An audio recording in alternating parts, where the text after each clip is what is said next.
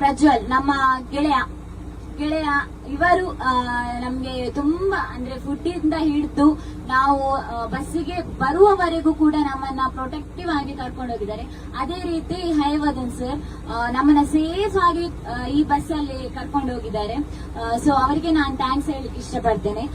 ನಮ್ಮ ಈ ಒಂದು ಪಯಣದ ಬಗ್ಗೆ ನಾನು ಒಂದು 2 ಲೈನ್ಸ್ ಬರೆದಿದ್ದೇನೆ, ಕೇಳಿಕ್ಕೆ ಇಷ್ಟಪಡ್ತೀರಾ ಅಂತ ಅನ್ಕೊಳ್ತೇನೆ. ಜೀಪ್ ಹತ್ತಿ ಹೊರಟ ನಮ್ಮ ನಡೆ ಸಿರಿನ ಕಡೆ, ಮೂಗುತಿ ಸುಂದರಿಯ ಸೌಂದರ್ಯ ಒಂದು ಕಡೆ ಆದರೆ ಕಾಫಿ ನಾಡು ಚಂದು ಅವರ ಬರ್ತ್ಡೇ ಸಾಂಗ್ ಒಂದು ಕಡೆ. ಅಂತೂ ಇಂತೂ ದೋಣಿ ಸಾಗಲಿ ಮುಂದೆ ಹೋಗಲಿ ಎಂಬಂತೆ ಜೀಪು ಸಾಗಲಿ ಗಟ್ಟೆ ಇರಲಿ ಎಂದು ಹೋದೆವು. ನಡುವೆ ನಮ್ಮ ಆತ್ಮೀಯ ಗೆಳೆಯ ಪ್ರಜ್ವಲ್ ಅವರ ಲೊಕೇಶನ್ ಪ್ರಕಾರ ತೆರಳಿ ಮುಳ್ಳಯ್ಯನಗಿರಿ ತಲುಪಿದೆವು. ಎಲ್ಲರೂ ಸೆಲ್ಫಿ ರೀಲ್ಸ್ ಅಲ್ಲಿ ಮುಳುಗಿದ್ದರೆ ನಾನು ಎಲ್ಲಿ ಗಾಳಿಯಲ್ಲಿ ತೇಲಿ ಹೋಗುವೆನು ಎಂಬ ಭಯ ಅಂತೂ ಇತ್ತು. ಅಂತೂ ಇಂತೂ ಎಲ್ಲ ಕಡೆ ಹೋಗಿ ಈಗ ನಿಟ್ಟುಸಿರು ಬಿಡುವ ಹೊತ್ತು. ಎಷ್ಟೋ ದಿನಗಳ ಡಿಪ್ರೆಸ್ಸಿನ ಜೈಲಿನಿಂದ ಹೊರಬಂದ ನಿರಪರಾಧಿಗಳು ನಾವು. ಈ ಬಿಡುಗಡೆಗೆ ನಾಯಕರಾಗಿ ಇದ್ದವರೇ ಶಿವನಂದ್ ಸರ್. ಜಿಸಿಟಿಗೆ ಬಿಟ್ಟು ಚಿಕ್ಕಮಗಳೂರಿಗೆ ಬಂದ ಸವಿ ನೆನಪು.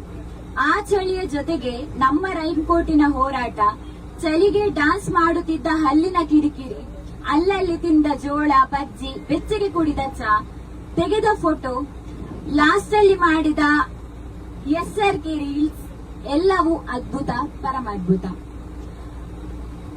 ಆದ್ಯದಲ್ಲಿ ಹೊರಟ ನಮ್ಮ ಪಯಣದ ಆದಿಗೆ ಆದಿತ್ಯವಾರವೇ ಅಂತ್ಯ. ಈ ಸವಿ ನೆನಪು ಎಂದಿಗೂ ಅಮರ. Thank you so much.